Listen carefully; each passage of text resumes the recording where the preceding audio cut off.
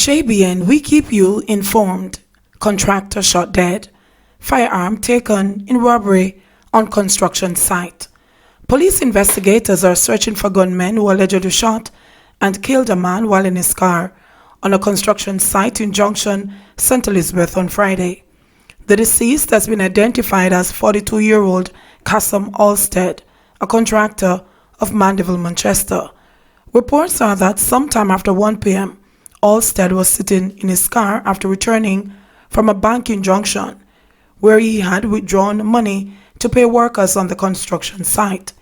He was then approached by two armed men who opened gunfire, hitting him in the upper body. The men subsequently stole a bag containing money from Halstead's vehicle, along with his licensed firearm, before fleeing the scene. The police were alerted, and Halstead was taken to the hospital, where he was pronounced dead. A probe has since been launched into the incident. Manchester man accused of chopping relative over food. The police on Saturday charged 49-year-old Mason Ian MacDonald with wounding with intent following an incident committed in his community of Prattville District, Asia in Manchester. The police said that on Wednesday, April 1, about 3 p.m., MacDonald went to his cousin's house to ask him for a food item. But when his request was not met, he allegedly used a machete to chop his relative on his head. The police were summoned and the complainant was taken to the hospital, where he was treated and released. MacDonald was subsequently arrested and charged. He is scheduled to appear before the Mandeville Parish Court on Wednesday, April 29. Jericho family on COVID-19 watch. The family of a man who returned to the island recently from New York and passed away at his home in Jericho, Linstead, St. Catherine on Saturday, is racked with concern over whether he might have died from complications associated with the novel coronavirus. A brother of the deceased has confirmed that the family was taking no chances and that relatives who made contact have been tested for any trace of the virus. We are not supposed to be talking to anybody. We kind of just keep to ourselves until 14 days run off, or until we get the autopsy, so we can know exactly what happened, the brother said. After we get the autopsy result, or get the result from a COVID test, we will know, because we went to the hospital and we get tested. He did not indicate when the 14-day quarantine had commenced. Minister of Health, Dr. Christopher Tufton, confirmed that he was aware of the Jericho self-quarantine case, but cautioned that a sudden death scenario becomes a police matter and that a post-mortem would give insight into the man's passing. Tufton said that the man had died a few days after emerging from quarantine. He is believed to have arrived in the island days before airports were closed to incoming passenger traffic. The man's identity will not be disclosed because the disease has often been associated with stigma and discrimination. The National Influenza Center advised yesterday that Jamaica's coronavirus cases totaled 58, with 3 more positive tests being recorded over a 24-hour period. St. Catherine pastor arrested for breaching public gathering order. A team of officers assigned to the Portmore Operational Support Team arrested and charged a pastor on Sunday for breaching the Disaster Risk Management Enforcement Measures No. 2, Order 2020.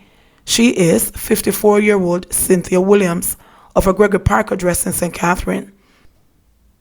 According to reports, lawmen were summoned to the area about 9:15 a.m., where they made checks which revealed that a church service was in progress at her house with over 50 people in attendance. Williams is scheduled to appear before the St. Catherine Parish Court on Tuesday, July 28.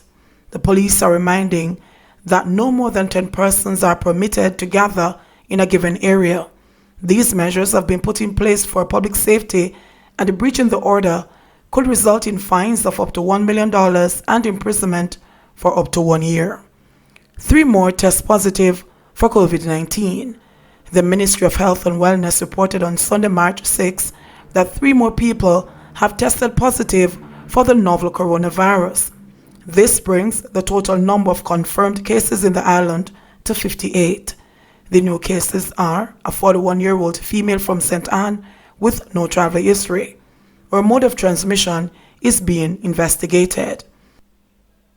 A 52-year-old male from Portland with a travel history from Brazil, a 41-year-old female from Clarendon with a travel history from New York. There are now 30 imported cases, 22 import-related, and 6 cases are under investigation. Of the confirmed cases, 53% are male, while 47% are female. The average age of the confirmed cases is 50.4 years old, while the ages ranging from 12 to 87 years old. In addition, the minister said an 8th person has recovered and had been released from the hospital. The Privy Council judges aren't better than ours, says Seymour Panton. Distinguished retired jurist Seymour Panton has slapped attorneys who give their clients the impression that they can predict the outcome of cases when a court reserves its decision. At the same time, Panton, who served as president of Jamaica's Court of Appeal from 2007 to 2016, commended Jamaican judges, particularly those at the Court of Appeal, for faithfully and honestly executing their duties, not bowing to threats and screams from any quarter. Panton made the comments in a letter to the editor of the Jamaica Observer on Friday after the appeal court upheld the murder conviction of dancehall artist Vybz Kartel and its 3 co-convicts, Sean Campbell, Kahara Jones, and Andre St. John. The 3 were sentenced to life behind bars by Justice Lennox Campbell on April 3, 2014, following their conviction for the August 2011 murder of Clive Lizard Williams. Panton did not name any lawyer in his letter. However, since the appeal court ruling, one of the defense attorneys in the case, Valerie Robertson, has been taking a lot of flack in legal circles and on social media for a tweet she posted the day before telling the public to celebrate. As a senior lawyer in the case and the attorney who represents Adidja Palmer alongside QC Tom Finson, I only ask one favor tomorrow. Please celebrate at least 3 feet apart in your homes, along with hashtag COVID-19 stipulations. Don't come on the streets, hashtag Tana your yard, Nita Robertson, who is also a Queen's Counsel, wrote. In his letter, Panton, whose long career has seen him serve in a number of jurisdictions, said the decision of the Court of Appeal is an indication to all Jamaicans, especially clients of attorneys at law, that they are not to listen to attorneys who give the impression that they know what a court will do when it reserves its decision. Some Jamaican attorneys need to get out of the habit of saying that they are going to the Privy Council for justice. Quite often, when they lose at the Privy Council, you'll hear not a peep out of them. I can make a list of such cases. I want to commend all the judges in Jamaica, particularly those at the Court of Appeal, for faithfully and honestly executing their duties, not bowing to threats and screams from any quarter.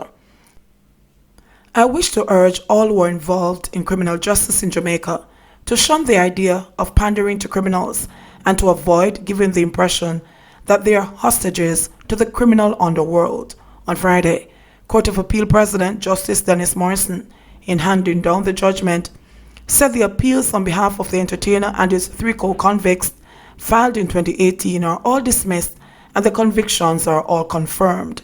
At the time of the sentencing, Justice Campbell said Kartel would be eligible for parole after serving 35 years, while his co-convicts were ordered to each serve 25 years before becoming eligible for parole. Lawyers for the men in the appeal argued that the sentences were excessive and also questioned the integrity and admissibility of the evidence in the case, as well as the conduct of the trial judge, among other things. On Friday, Justice Morrison said the decision in respect of sentencing is further reserved, pending the receipt from counsel within 7 days of a brief note concerning the time spent on remand by each of the appellants prior to being sentenced. Justice Morrison, who appeared with Justice Patrick Brooks and Justice Frank Williams, also said the court will render its decision on sentencing in writing within 14 days receipt of that note. Immediately after the appeal court ruling, the defense attorneys said they would take the case to the Privy Council in London, Jamaica's highest appeal court, for justice. We feel that if we go to the Privy Council, we can get justice there, Attorney Tom Tavares Finson said on Friday. But Panton responded, It doesn't make sense you say you're going to the Privy Council as if it is a superior being. Their judges aren't better than ours. We have some of the best judges. JBN, we keep you informed. Please remember to subscribe, like, share, leave us a comment and click the notification bell to receive our daily news items.